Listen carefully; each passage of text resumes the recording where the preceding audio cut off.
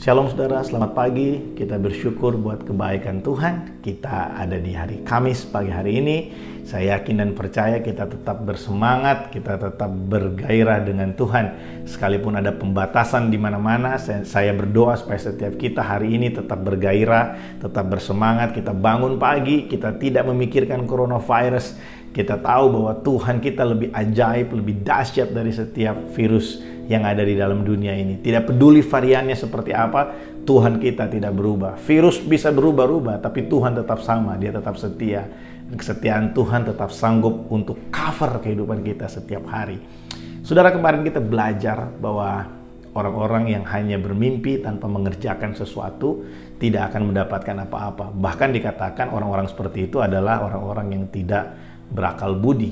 Nah saudara, di bagian yang berikutnya dalam ayat yang ke-14 dari Amsal pasal yang ke-12, firman Tuhan berkata, orang akan dikenyangkan dari buah perkataannya.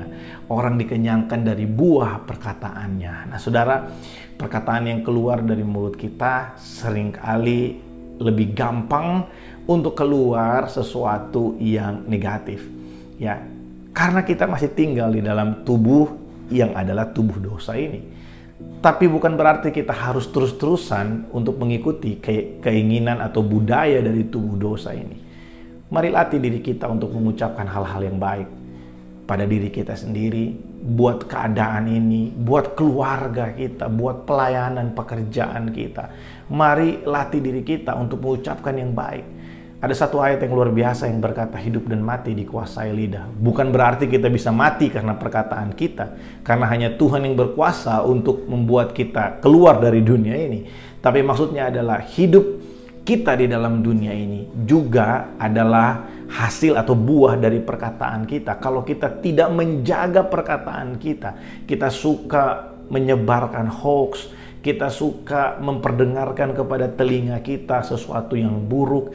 Kita lebih suka untuk sesuatu yang menyebarkan sesuatu yang menimbulkan euforia, ya. Dan kita suka kalau orang memuji kita karena perkataan kita semata, walaupun perkataan kita sebenarnya perkataan yang tidak benar atau ya berita-berita yang buruk. Atau ada banyak orang yang suka ya mengucapkan kata-kata yang tidak baik tentang masa depannya. Saudara, maka hal itu akan menjadi sesuatu yang kita percayai. Tahukah saudara bahwa sistem percaya kita dibangun dari apa yang kita lihat dan apa yang kita dengar.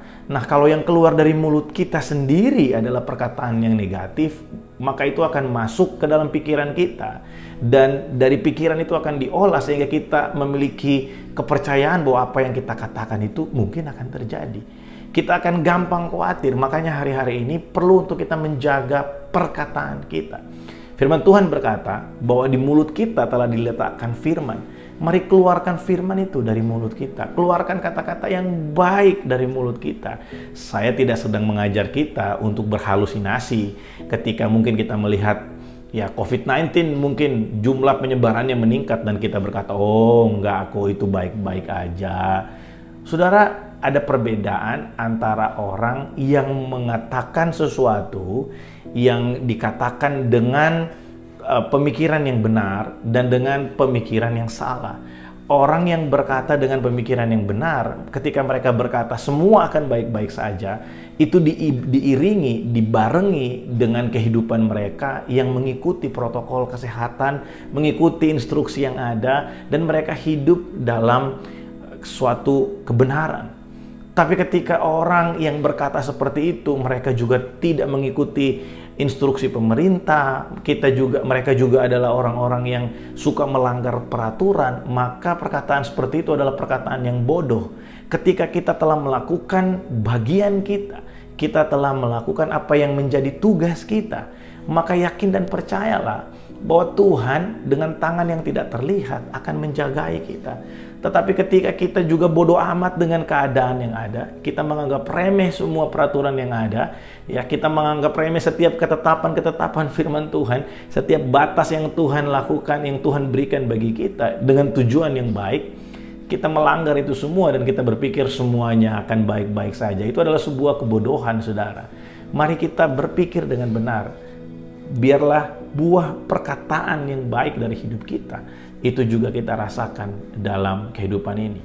Mari ucapkan berkat bagi keluarga, ucapkan berkat bagi negara di mana kita tinggal, ucapkan berkat buat perusahaan kita, tempat kita bekerja, ucapkan berkat buat karyawan atau anak-anak yang ada di bawah kita, yang dipercayakan Tuhan untuk kita bina, untuk kita pimpin.